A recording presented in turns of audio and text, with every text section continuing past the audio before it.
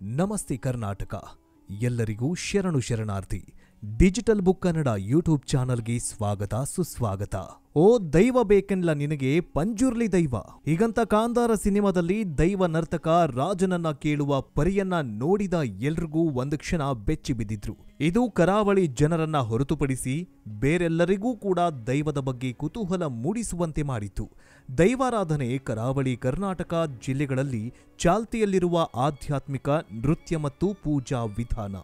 ಕನ್ನಡದ ಕಾಂತಾರ ಸಿನಿಮಾದ ನಂತರ ಭೂತ ಕೋಲ ದೈವಾರಾಧನೆ ಬಗ್ಗೆ ಜನರಲ್ಲಿ ಕುತೂಹಲ ಹೆಚ್ಚಾಗಿದೆ.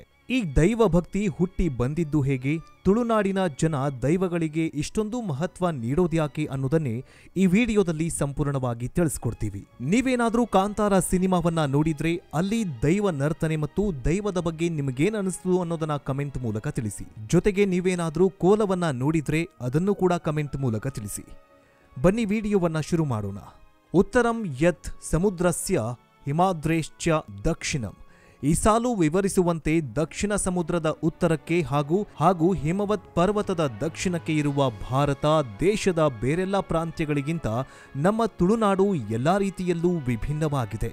ಇಲ್ಲಿನ ಜನರಲ್ಲಿ ದೇವರ ಆರಾಧನೆ ಜೊತೆಗೆ ದೈವಾರಾಧನೆ, ಯಕ್ಷಗಾನದಂತಹ ಸಂಸ್ಕೃತಿ ಆಚರಣೆಗಳು ಹುಟ್ಟಿನಿಂದಲೇ ಮೈಗಂಟಿಕೊಂಡು ಬಂದಿವೆ. ಅದರಲ್ಲೂ ಇಲ್ಲಿನ ಜನರನ್ನ ಮಾತನಾಡಿಸಿದ್ರೆ ಸಾಕು, ಅವರ ಬಾಯಲ್ಲಿ ಬರುವ ಉತ್ತರ ಒಂದೇ.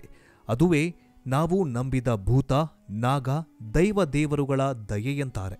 ದೈವಾರಾಧನೆ ಇಲ್ಲಿನ ಜನರ ಅವಿಭಾಜ್ಯ ಅಂಗವಾಗಿಬಿಟ್ಟಿದೆ. ದೈವಗಳನ್ನ ತುಳುನಾಡಿನ ರಕ್ಷಕರು ಅಂತ ಭಾವಿಸಲಾಗಿದೆ. ಕನ್ನಡ ಚಿತ್ರರಂಗವನ್ನ ಉತ್ತುಂಗಕ್ಕೆ ಏರಿಸಿದ್ದ ಕಾಂತಾರ ಸಿನಿಮಾದ ನಂತರ ದೈವಾರಾಧನೆಗೆ ಮತ್ತಷ್ಟು ಪುಷ್ಟಿ ಸಿಕ್ತು.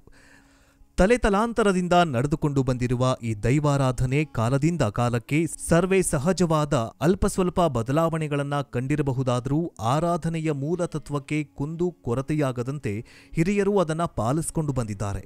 ಇದರ ಪಾವಿತ್ರತೆಯನ್ನ ನಾವು ಹಾಳು ಮಾಡಬಾರದು ಅಂತ ಅನೇಕರು ವಾದ ಮಾಡ್ತಾರೆ. ದೈವಾರಾಧನೆ ಅನ್ನೋದು ಪಾರಮಾರ್ಥಿಕ ವಿಚಾರವಾಗಿದೆ. ಪಾರಮಾರ್ಥಿಕ ವಿಚಾರವನ್ನ ತಿಳಿಸೋದಕ್ಕೆ ಹೊರಟಾಗ ಅದನ್ನ ಸಾಮಾಜಿಕ, ರಾಜಕೀಯ, ವರ್ಗ ಸಂಘರ್ಷದಂತಹ ಲೌಕಿಕ ದೃಷ್ಟಿಕೋನದಲ್ಲಿ ಇದನ್ನ ಅರ್ಥೈಸಿಕೊಳ್ಳೋದಕ್ಕೆ ಪ್ರಯತ್ನಿಸುವುದು ಮೂರ್ಖತನ. ಈ ರೀತಿ ನೋಡಿದ್ರೆ ಮತ್ತಷ್ಟು ಗೊಂದಲಗಳನ್ನ ಕಾಣಸಿಗತ್ತೆ. ಆರಾಧನೆಗಳನ್ನ ಶಾಸ್ತ್ರಗಳ ತಳಹದಿಯ ಮೇಲೆ ನೋಡಿದಾಗ ಮಾತ್ರ ಅದು ನಮ್ಮನ್ನ ಒಳಗೆ ಬೇರ್ಪಡಿಸ್ತಾ ಹೋಗುತ್ತೆ ಅಂತ ದೈವಾರಾಧಕರು ಹೇಳ್ತಾರೆ. ಇನ್ನು ಕುತ್ತೂರು ಕೊರಗಜ್ಜ ದೈವ ಸ್ಥಳವಿದೆ. ಇದರ ಪ್ರಕಾರ ದೈವಾರಾಧನೆ ತುಳುವರನ್ನ ಜಾತಿ ಪಂಗಡಗಳ ಭೇದ ಮರೆಸಿ ಒಂದಾಗಿ ಇರಿಸುವ ಅಂಟು. ಇಲ್ಲಿ ಪ್ರತಿಯೊಂದು ಕುಟುಂಬಕ್ಕೂ ಅದರದೇ ಆದ ದೈವಗಳು ಇರುತ್ತವೆ. ಆದರೂ ತುಳುವರು ನಮ್ಮ ಊರಿನ, ಜಾಗದ, ಗ್ರಾಮದ, ಮಾಗಣೆಯ, ಸೀಮೆಯ ದೈವಗಳಿಗೂ ಅಷ್ಟೇ ಶ್ರದ್ಧಾ ಭಕ್ತಿಗಳಿಂದ ನಡೆದುಕೊಂಡು ಬರ್ತಾರೆ. ದೈವಗಳು ಯಾವುದೇ ಕೆಲಸವಿಲ್ಲದಿದ್ರೂ ಎಲ್ಲರ ಒಪ್ಪಿಗೆ, ಸಹಕಾರ ಅನಿವಾರ್ಯವಾಗಿದೆ. ಈ ಮೂಲಕ ದೈವಗಳು ಎಲ್ಲರನ್ನ ಒಗ್ಗೂಡಿಸುತ್ತವೆ. ತುಳುನಾಡಿನಲ್ಲಿ ದೈವಾರಾಧನೆಗೇಕೆ ಇಷ್ಟೊಂದು ಪ್ರಾಮುಖ್ಯತೆ ಅನ್ನುವಂತಹ ಪ್ರಶ್ನೆ ಮೂಡೋದಂತೂ ಸಹಜ. ದೈವಾರಾಧನೆ ಎಂಬುವುದು ತುಳುನಾಡಿನ ಮೂಲ ಆರಾಧನೆ ಪರಂಪರೆಯಾಗಿದೆ. ಯಾವ ರೀತಿ ವೇದಗಳು, ಇತರೆ ಆರಾಧನೆಗಳು ಹುಟ್ಟಿಕೊಂಡವೋ ಅದೇ ರೀತಿ ದೈವಾರಾಧನೆ ಹುಟ್ಟಿಕೊಂಡಿತು. ಇದು ಮನುಷ್ಯನ ದೈಹಿಕ ಹಾಗೂ ಮಾನಸಿಕ ವ್ಯಾಧಿಗೆ ಮೂಲ ತುಳುವ ಕಂಡುಕೊಂಡ ವ್ಯವಸ್ಥೆಯೇ ದೈವಾರಾಧನೆ. ಪ್ರಕೃತಿಯಲ್ಲಿನ 108 ವಿಧದ ರೋಗಗಳಿಗೆ 1800ಕ್ಕೂ ಹೆಚ್ಚು ಗಿಡಮೂಲಿಕೆಗಳನ್ನ ಕಂಡುಕೊಂಡು ಅದನ್ನ ಹಾಗೆ ನೀಡದೆ ಅದಕ್ಕೆ ಭಯಭಕ್ತಿಯಿಂದ ಕೊಡಲು ಆರಾಧನೆ, ನಂಬಿಕೆಯನ್ನ ಇಟ್ಟುಕೊಂಡು ಈ ಆರಾಧನೆ ನಡೆಸಲಾಗತ್ತೆ. ಇದು ಭೂತಾರಾಧನೆ ಅಲ್ಲ, ಸತ್ಯಾರಾಧನೆಯಂತ ತುಳು ಅಕಾಡೆಮಿ ಮಾಜಿ ಅಧ್ಯಕ್ಷರು ಹೇಳ್ತಾರೆ. ಇನ್ನು ತುಳುವರ ಆಡುಭಾಷೆ ತುಳು. ಈ ಭಾಷೆಗೆ ಸುಮಾರು 2500 ವರ್ಷಗಳ ಇತಿಹಾಸ ಇದೆ. ಅಲ್ಲದೆ ತುಳು ಸ್ವಂತ ಲಿಪಿಯನ್ನ ಹೊಂದಿರುವ ಪಂಚ ದ್ರಾವಿಡ ಭಾಷೆಗಳಲ್ಲಿ ಒಂದಾಗಿದೆ. ದೈವಾರಾಧನೆ ಎಂಬುವುದು ತುಳುನಾಡಿನ ಮಾತ್ರ ಸೀಮಿತವಾದ ಒಂದು ವಿಶಿಷ್ಟ ಆರಾಧನೆಯಾಗಿದೆ.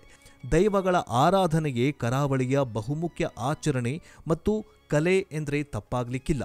ತುಳುನಾಡಿನ ವಿಶೇಷ ಆಚರಣೆಗಳಲ್ಲಿ ಒಂದಾಗಿರೋ ನಾಗಾರಾಧನೆಯಂತೆಯೇ ದೈವಾರಾಧನೆಯೂ ಕೂಡ ಒಂದು ವಿಶಿಷ್ಟ ಆಚರಣೆಯಾಗಿದೆ. ಇಲ್ಲಿ ದೇವರ ಗುಡಿಗಳಂತೆ ದೈವಗಳಿಗೆ ಗುಡಿ ಮಂದಿರಗಳನ್ನು ನಾವು ಕಾಣಬಹುದಾಗಿದೆ. ಹಾಗಾದ್ರೆ ದೈವ ಪದ ಬಂದಿದ್ದಾದ್ರೂ ಹೇಗೆ? ದೈವ ಎಂಬುವುದು ಸಂಸ್ಕೃತ ದಿವು ಧಾತುವಿನಿಂದ ಬಂದಿರುವ ಪದವಾಗಿದೆ. ದಿವು ಅಂದ್ರೆ ತೇಜೋಪುಂಜ, ಬೆಳಕು, ಜ್ಯೋತಿ. ಯಾವುದು ನಮ್ಮ ಬದುಕಿನ ದಾರಿಗೆ ಬೆಳಕಾಗಿ ನಮ್ಮ ಗುರಿಯನ್ನ ಮುಟ್ಟಲು ಸಹಕಾರಿಯಾಗುತ್ತೋ ಅದೇ ದಿವು. ದೈವಗಳು ಧರ್ಮದ ದಾರಿಗೆ ಬೆಳಕಾಗಿ ನಡೆಸುವುದಷ್ಟೇ ಅಲ್ಲ, ಧರ್ಮದ ದಾರಿಯಲ್ಲಿ ನಮ್ಮ ಅಂಗರಕ್ಷಕನಂತೆ ಕಾಯ್ತಾ ಇರುತ್ತೆ. ಮಂಗಳೂರು, ಉಡುಪಿ, ಕಾಸರಗೋಡಿನ ಕೆಲ ಪ್ರದೇಶಗಳಲ್ಲಿ ನಾವು ದೈವಾರಾಧನೆಯನ್ನ ಕಾಣಬಹುದಾಗಿದೆ. ನಮ್ಮಲ್ಲಿ ಸುಮಾರು 5,000ದಿಂದ 2,000ದಷ್ಟು ದೈವಗಳು ಇದೆ ಅಂತ ಹೇಳಲಾಗುತ್ತೆ. ಆದರೆ ಶಕ್ತಿಯೊಂದೇ, ನಾಮ ಹಲವು. ಹಾಗೆಯೇ ಒಂದೇ ದೈವಕ್ಕೆ ಒಂದೊಂದು ಕಡೆ ಒಂದೊಂದು ಹೆಸರಿನಿಂದ ಕರೆಯಲಾಗತ್ತೆ ಅಂತ ಕೆಲವರು ಹೇಳ್ತಾರೆ. ದೈವಗಳು ತಮ್ಮ ಗುಣ ಮತ್ತು ಪ್ರಾದೇಶಿಕತೆಗೆ ಅನುಗುಣವಾಗಿ ನಾಮಧೇಯವನ್ನ ಹೊಂದಿದೆ. ದೈವಗಳನ್ನ 3 ವಿಭಾಗಗಳಾಗಿ ವಿಂಗಡಣೆ ಮಾಡಲಾಗತ್ತೆ. ಪ್ರಾಣಿ ರೂಪದಲ್ಲಿರುವ ದೈವಗಳು, ಉದಾಹರಣೆಗೆ ಹುಲಿ ದೈವ, ಪಂಜುರ್ಲಿ ಅಂದ್ರೆ ಹಂದಿಭೂತ, ಹಾಯಿಗುಳಿ, ನಂದಿಕೋಣ. ಮನುಷ್ಯನಾಗಿದ್ದು ಅಸಾಮಾನ್ಯ ಶೌರ್ಯ ಸಾಹಸವನ್ನ ಮರೆತು ಅಕಾಲಿಕ ಮತ್ತು ಸಹಜ ಮರಣ ಹೊಂದಿ ದೈವಗಳು, ಉದಾಹರಣೆ ಕಲ್ಲುಡ್ಕ, ಕಲ್ಲುರ್ಟಿ, ಕೋಟಿ ಚೆನ್ನಯ್ಯ, ಕಾಂತಾಬಾರೆ, ಬಾದಾಬಾರೆ. ದೈವಿಕ ಪುರಾಣಗಳ ಸಂಬಂಧವನ್ನ ಹೊಂದಿರುವಂತಹ ದೈವಗಳು ಅಂತಂದ್ರೆ ಕೊಡಮಣಿ ತಾಯ, ವೀರಭದ್ರ, ಭಗವತ. ಜಾತಿ ಧರ್ಮ ಮೀರಿದ ದೈವಾರಾಧನೆ. ಇಲ್ಲಿ ವಿಶೇಷವೇನಂತಂದ್ರೆ ದೈವಾರಾಧನೆಗೆ ಯಾವುದೇ ಜಾತಿ ಧರ್ಮದ ಗಡಿರೇಖೆ ಇಲ್ಲ. ಉಲ್ಲಾಳದಲ್ಲಿ ದೈವ ಮಸೀದಿಗೆ ಭೇಟಿ ನೀಡುವ ಸಂಪ್ರದಾಯ ನಡೆದುಕೊಂಡು ಬಂದಿದೆ. ಮುಸ್ಲಿಮರು ಆಲಿಭೂತವನ್ನ ಆರಾಧನೆ ಮಾಡ್ತಾರೆ. ಇಲ್ಲಿ ಕ್ರೈಸ್ತ ಮುಸ್ಲಿಮರ ದೈವಗಳನ್ನು ಕೂಡ ಕಾಣಬಹುದಾಗಿದೆ. ತುಳುವರ ಮೂಲ ದೇವರು ಬೇರ್ಮೆ ಎಂಬ ದೈವ ಬ್ರಹ್ಮನ ಪ್ರತಿರೂಪವಾಗಿದೆ. ಈ ದೈವಕ್ಕೆ 4 ಮುಖ ಮತ್ತು 4 ಕೈಗಳು. ಕೈಗಳಲ್ಲಿ ಖಡ್ಗ, ಡಮರು, ಕಪಾಲ ಮತ್ತು ಕಠಾರಿ ಮೊದಲಾದ ಆಯುಧಗಳು ಇವೆ. ಇನ್ನು ತುಳುನಾಡಿನಾದ್ಯಂತ ಪೂಜಿಸಲ್ಪಡುವ ದೈವ ಅಂತಂದ್ರೆ ಕೊರಗಜ್ಜ. ಕಳೆದು ಹೋದ ಯಾವುದಾದ್ರೂ ಮರಳಿ ಪಡೆಯೋದಕ್ಕೆ, ಮಾಡಬೇಕಾದ ಯಾವುದೇ ಕೆಲಸಕ್ಕೆ ಸರಿಯಾಗಿ ಪರಿಪೂರ್ಣಗೊಳ್ಳಲು ಅಥವಾ ಯಾವುದೇ ಸಮಸ್ಯೆಯನ್ನ ಪರಿಹರಿಸಿಕೊಳ್ಳಲು ಮೊದಲು ಮತ್ತು ಅಗ್ರಗಣ್ಯವಾಗಿ ಜನರು ಈ ದೈವವನ್ನ ನೆನಪಿಸಿಕೊಳ್ತಾರೆ. ಕೊರಗ ತನಿಯ ಐತಿಹಾಸಿಕ ವ್ಯಕ್ತಿಯೇ ಹೊರತು ಪೌರಾಣಿಕ ಸೃಷ್ಟಿಯಲ್ಲ. ಭಾರತೀಯ ದ್ರಾವಿಡರು ತಮ್ಮ ಪೂರ್ವಜರನ್ನ ಆರಾಧಿಸುತ್ತಾರೆ. ಅವರು ತಮ್ಮ ಸಮುದಾಯಕ್ಕೆ ಹೆಚ್ಚಿನ ಒಳಿತಿಗಾಗಿ ಅಸಾಮಾನ್ಯ ಕೆಲಸವನ್ನ ಮಾಡ್ತಾರೆ. ಈ ಕಾರಣದಿಂದಾಗಿ ಅವರನ್ನ ಅವರ ನಂತರದ ವಂಶಸ್ಥರು ಗುರುತಿಸಿ ಪೂಜೆ ಮಾಡ್ತಾ ಇದ್ದಾರೆ. ಹಾಗಾದ್ರೆ ಕೊರಗಜ್ಜ ಅಂತಂದ್ರೆ ಏನು, ಇದರ ಅರ್ಥ ಏನು ಅಂತ ನೋಡೋದಾದ್ರೆ, ಕೊರಗಜ್ಜ ಎಂದು ಜನಪ್ರಿಯವಾಗಿ ಕರೆಯಲ್ಪಡುವ ಕೊರಗ ತನಿಯ. ಇಲ್ಲಿ ಕೊರಗ ಅನ್ನೋದು ಸಮುದಾಯದ ಹೆಸರು ಮತ್ತು ಅಜ್ಜ ಅನ್ನೋದು ತುಳು ಭಾಷೆಯಲ್ಲಿ ಸಾಮಾನ್ಯವಾಗಿ ಹಳೆಯ ಪುರುಷ ಅಂದ್ರೆ ನಾಗರಿಕರಾಗಿ ಬಳಸುವ ಪದವಾಗಿದೆ. ನಮ್ಮ ಮಧ್ಯವಯಸ್ಸಿನಲ್ಲಿ ದೈವತ್ವವನ್ನ ಪಡೆದುಕೊಂಡಿದ್ರು ಮತ್ತು ಅವನ ಮೇಲಿನ ಪ್ರೀತಿ ಮತ್ತು ವಾತ್ಸಲ್ಯದಿಂದಾಗಿ ಜನರು ಅವನನ್ನ ಅಜ್ಜ ಅಂತ ಕರೆಯೋದಕ್ಕೆ ಶುರು ಮಾಡಿದ್ರು. ಕೊರಗತನಿಯ ದೈವವಾದ ಬಗ್ಗೆ ಸಾಕಷ್ಟು ನಂಬಿಕೆಗಳು ಇವೆ ಮತ್ತು ಈ ನಂಬಿಕೆಗಳು ಪ್ರದೇಶಕ್ಕೆ ತಕ್ಕಂತೆ ಒಂದಿಷ್ಟು ವ್ಯತ್ಯಾಸವನ್ನ ಪಡೆದುಕೊಂಡಿವೆ. ಕೆಲವು ಕಥೆಗಳ ಪ್ರಕಾರ ಕೊರಗತನಿಯು 30 ದಿನಗಳ ಶಿಶುವಿನಲ್ಲಿದ್ದಾಗ ತಾಯಿ ಮೈರೆಯನ್ನ ಕಳೆದುಕೊಳ್ತಾನೆ ಹಾಗೂ ತನ್ನ ತಂದೆಯನ್ನು ಬಾಲ್ಯದಲ್ಲೇ ಕಳೆದುಕೊಳ್ತಾನೆ. ಆ ಸಂದರ್ಭದಲ್ಲಿ ಆತನನ್ನ ನೋಡಿಕೊಳ್ಳೋದಕ್ಕೆ ಯಾರು ಕೂಡ ಇರೋದಿಲ್ಲ. ಕೊರಗತನಿಯ ಒಂಟಿಯಾದಾಗ ಮೈರಕ್ಕ ಎಂಬಾಕೆ ಆತನನ್ನ ದತ್ತು ಪಡೆದು ತನ್ನ 2 ಮಕ್ಕಳೊಂದಿಗೆ ಅವನನ್ನ ತನ್ನ ಸ್ವಂತ ಮಗನಂತೆ ನೋಡಿಕೊಳ್ತಾಳೆ. ಕೊರಗತನಿಯ ಆಗಮನದಿಂದ ಕುಟುಂಬಕ್ಕೆ ಸಮೃದ್ಧಿ ಮತ್ತು ಕುಟುಂಬ ವ್ಯಾಪಾರವು ವೃದ್ಧಿ ಆಗತ್ತೆ. ತನಿಯ ಕೂಡ ಕುಟುಂಬದ ಇತರೆ ಸದಸ್ಯರೊಂದಿಗೆ ಸೇರ್ಕೊಂಡು ಮನೆಯ ಕೆಲಸವನ್ನ ಕೂಡ ಮಾಡಿಕೊಂಡು ಇರ್ತಾ ಇದ್ದ. ಈ ಕುಟುಂಬದವರು ಬುಟ್ಟಿ ತಯಾರಿಕೆ ಮತ್ತು ಕೈಯಿಂದ ಮಾಡಿದ ಬಿದಿರಿನ ವಸ್ತುಗಳನ್ನ ಕಲಿತರು.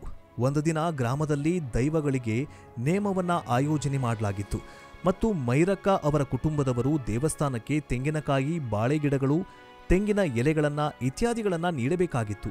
ಈ ಎಲ್ಲ ಸಾಮಗ್ರಿಗಳನ್ನ ಸಾಗಿಸುವುದಕ್ಕೆ ಕನಿಷ್ಠ 7 ಮಂದಿ ಸಾಮರ್ಥ್ಯವುಳ್ಳ ಪುರುಷರು ಬೇಕಾಗಿದ್ರು. ಆ ಸಮಯದಲ್ಲಿ ಯಾರೂ ಲಭ್ಯವಿಲ್ಲದ ಕಾರಣ ಮೈರಕ್ಕ ಇದು ದೇವಸ್ಥಾನಕ್ಕೆ ಸಂಬಂಧಿಸಿದ ಪ್ರಮುಖ ಕೆಲಸವಾಗಿದ್ರಿಂದ ತನಿಯನಿಗೆ ಇದನ್ನ ದೇವಸ್ಥಾನಕ್ಕೆ ಸಾಗಿಸುವಂತೆ ಮನವಿ ಮಾಡಿಕೊಳ್ತಾಳೆ. 7 ಜನರಿಗೆ ನೀಡುವ ಆಹಾರವನ್ನ ತನಗೆ ನೀಡಬೇಕು, ಆಗ ಮಾತ್ರ ನಾನು ಈ ಹೊರೆಯನ್ನ ಹೊತ್ತು ಹೋಗ್ತೇನೆ ಅಂತ ಷರತ್ತಿನ ಮೇಲೆ ತನಿಯನು ಎಲ್ಲಾ ಸಾಮಗ್ರಿಗಳನ್ನ ದೇವಸ್ಥಾನಕ್ಕೆ ಒಬ್ನೇ ತಲುಪಿಸೋದಕ್ಕೆ ಮುಂದಾಗ್ತಾನೆ. ತನಿಯ ನೇಮಕ್ಕಾಗಿ ದೇವಾಲಯದ ಸಾಮಗ್ರಿಗಳನ್ನ ಹೊತ್ತೊಯ್ತಾ ಇದ್ರೂ ಅವನು ಕೆಳಜಾತಿಯ ಕಾರಣದಿಂದಾಗಿ ಮುಖ್ಯ ದೇವಾಲಯದ ಪ್ರದೇಶಕ್ಕೆ ಪ್ರವೇಶವನ್ನ ನಿರಾಕರಿಸಲಾಯಿತು. ಇದರಿಂದ ಕೋಪಗೊಂಡ ತನಿಯನು, ನಿಮ್ಮ ದೇವರಿಗೆ ನಾವು ನೀಡುವ ವಸ್ತುಗಳು ಬೇಕು, ಆದರೆ ನಾವು ಬೇಡ, ಇದ್ಯಾವ ನ್ಯಾಯ ಅಂತ ಪ್ರಶ್ನಿಸೋದಕ್ಕೆ ಪ್ರಾರಂಭ ಮಾಡ್ತಾನೆ. ಆದರೆ ತನಿಯನ ಮಾತಿಗೆ ಯಾರೂ ಹೂ ಅನ್ನದೆ ಅವನ ಮಾತನ್ನ ಅಲ್ಲಗಳಿತಾರೆ.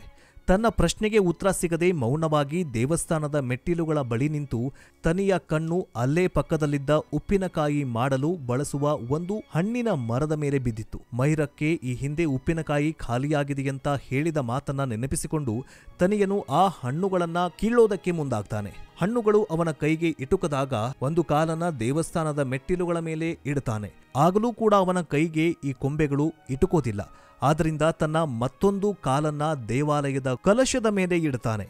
ದೇವಾಲಯದೊಳಗಿದ್ದ ದೈವವು ಕೋಪಗೊಂಡು ಮಾಯವಾಗ್ಬಿಡತ್ತೆ. ಅಂದಿನಿಂದ ಈ ತನಿಯ ದೈವತ್ವವನ್ನ ಪಡೆದನು ಅಂತ ಕಥೆಗಳು ಹೇಳಿದ್ರೆ, ಇನ್ನು ಕೆಲ ಕಥೆಗಳ ಪ್ರಕಾರ ದೇವಸ್ಥಾನದ ಮೆಟ್ಟಿಲುಗಳ ಮೇಲೆ ತನಿಯನು ಕಾಲಿಟ್ಟ ಕಾರಣ ಕೋಪಗೊಂಡ ಕೆಲವು ಗ್ರಾಮಸ್ಥರು ಕೊಂದಿರಬಹುದು ಅಂತ ಹೇಳಲಾಗುತ್ತೆ. ಆದರೆ ಇಂದಿಗೂ ಕೂಡ ಕೊರಗಜ್ಜ ಎಂದು ಕರೆಯಲ್ಪಡುವ ಕೊರಗ ತನಿಯನ ಮರಣದ ಕುರಿತು ಯಾವುದೇ ಸ್ಪಷ್ಟವಾದ ಮಾಹಿತಿ ಇಲ್ಲ. ಇನ್ನು ಕೊರಗಜ್ಜನಿಗೆ ಮದ್ಯ ನೈವೇದ್ಯವೇ ಯಾಕೆ? ಕೊರಗಜ್ಜ ಬೆಳೆದಿದ್ದು ಕಳ್ಳು ವ್ಯಾಪಾರ ಮಾಡುವ ಮೈರಕ್ಕನ ಕುಟುಂಬದಲ್ಲಿ. ಕಳ್ಳನ್ನು ಸೇವಿಸುವುದು ಆ ಕುಟುಂಬದ ಕಾರ್ಯಕ್ರಮದ ಭಾಗವಾಗಿತ್ತು ಮತ್ತು ಮೈರಕ್ಕ ಕಳ್ಳನ್ನು ತಯಾರಿಸುವಾಗ ಕೊರಗ ತನಿಯನಿಗೆ ಒಂದಿಷ್ಟು ಕುಡಿಯಲು ನೀಡುತ್ತಾಗಿದ್ಲು. ಈ ಕಾರಣದಿಂದಾಗಿ ತನಿಯನಿಗೆ ಮದ್ಯವನ್ನ ಅರ್ಪಿಸಲಾಗತ್ತೆ. ಹಿಂದಿನ ಕಾಲದಲ್ಲಿ ಕೊರಗ ತನಿಯನಿಗೆ ಸಾಂಪ್ರದಾಯಿಕ ಮದ್ಯವನ್ನ ನೈವೇದ್ಯವಾಗಿ ಅರ್ಪಣೆ ಮಾಡಲಾಗ್ತಾಗಿತ್ತು. ಆದರೆ ಆಧುನಿಕ ಕಾಲದಲ್ಲಿ ಸಾಂಪ್ರದಾಯಿಕ ಮದ್ಯದ ಅನಾನುಕೂಲತೆಯಿಂದ ಪ್ಯಾಕ್ ಮಾಡಿದ ಮದ್ಯವನ್ನ, ಚಕ್ಕುಲಿಯನ್ನ, ಎಲೆ ಅಡಿಕೆಯನ್ನ ಮತ್ತು ಬೀಡ ಪ್ಯಾಕೆಟನ್ನ ಅರ್ಪಣೆ ಮಾಡಲಾಗತ್ತೆ. ಇನ್ನು ಕೊರಗಜ್ಜ ಕೋಲಕ್ಕೆ ಮಹಿಳೆಯರಿಗೆ ಯಾಕೆ ನಿಷೇಧ ಮಾಡಲಾಗಿದೆ? ಆರಂಭಿಕ ದಿನಗಳಲ್ಲಿ ಸ್ವಾಮಿಗೆ ಅರ್ಪಿಸುವ ಕೋಲಗಳು ಅಥವಾ ಮುಖ್ಯ ಪೂಜೆಗಳಲ್ಲಿ ಭಾಗವಹಿಸಲು ಮಹಿಳೆಯರಿಗೆ ನಿಷೇಧಿಸಲಾಗಿದೆ. ಯಾಕಂದ್ರೆ ಚೈತನ್ಯಕ್ಕೆ ಮಾಧ್ಯಮವಾಗಿರುವ ವ್ಯಕ್ತಿಯು ಸೊಂಟದಲ್ಲಿ ತಾಳೆ ಎಲೆಯನ್ನ ವಿರಳವಾಗಿ ಧರಿಸುತ್ತಾನೆ. ವ್ಯಕ್ತಿಯು ತನ್ನ ವೈಭವೀಕರಣವನ್ನ ಹೊಂದಿರುವ ಪರ್ದಾನಗಳನ್ನ ಕೀಳುವಾಗ ಡ್ರಮ್ ಬೀಡ್ಗಳಿಗೆ ನೃತ್ಯ ಮಾಡ್ತಾನೆ. ಅಲ್ಲದೆ ಮಂದ ಬೆಳಕಿನಲ್ಲಿ ಮದ್ಯ ಪ್ರಸಾದದೊಂದಿಗೆ ಕಾರ್ಯಕ್ರಮದಲ್ಲಿ ಕುಣಿದು ಕುಪ್ಪಳಿಸ್ತಿರ್ತಾನೆ. ಹೀಗಾಗಿ ಕೋಲದಲ್ಲಿ ಮಹಿಳೆಯರಿಗೆ ನಿಷೇಧ ಮಾಡಲಾಗಿದೆ. ಕೊರಗಜ್ಜನ ದರ್ಶನ ಪಡೆಯುವುದಕ್ಕಾಗಿ ಇಂದಿಗೂ ಜನರು ದೂರದ ಊರುಗಳಿಂದ ಬರ್ತಾರೆ ಮತ್ತು ತಮ್ಮ ಬೇಡಿಕೆಗಳನ್ನ ಈಡೇರಿಸುವಂತೆ ಕೊರಗಜ್ಜನನ್ನ ಪ್ರಾರ್ಥಿಸಿ ಹರಕೆಯನ್ನ ಕಟ್ಟಿಕೊಳ್ಳುವ ಸಂಪ್ರದಾಯವಿದೆ. ಕೊರಗಜ್ಜನ ಮಹಿಮೆ ಕೇವಲ ದಕ್ಷಿಣ ಕರ್ನಾಟಕದಲ್ಲಿ ಮಾತ್ರವಲ್ಲ, ದೇಶದ ವಿವಿಧ ಭಾಗಗಳಲ್ಲೂ ಈತನನ್ನ ನಂಬುವವರು ಇದ್ದಾರೆ. ನೀವು ಕೂಡ ಕೊರಗಜ್ಜನನ್ನ ನಂಬ್ತೀರಾ? ಕೊರಗಜ್ಜನ ಸ್ಥಾನಕ್ಕೆ ಹೋಗಿದ್ದೀರಾ? ಈ ತುಳುನಾಡು ಕರಾವಳಿಯ ಸಂಪ್ರದಾಯದ ಬಗ್ಗೆ ನಿಮಗೇನನ್ಸುತ್ತೆ? ಕಮೆಂಟ್ ಮೂಲಕ ತಿಳಿಸಿ. ಮುಂದಿನ ವಿಡಿಯೋದಲ್ಲಿ ಸಿಗೋಣ. ಜೈ ಹಿಂದ್, ಜೈ ಕರ್ನಾಟಕ. ಎಲ್ಲರಿಗೂ ಶರಣು ಶರಣಾರ್ಥಿ.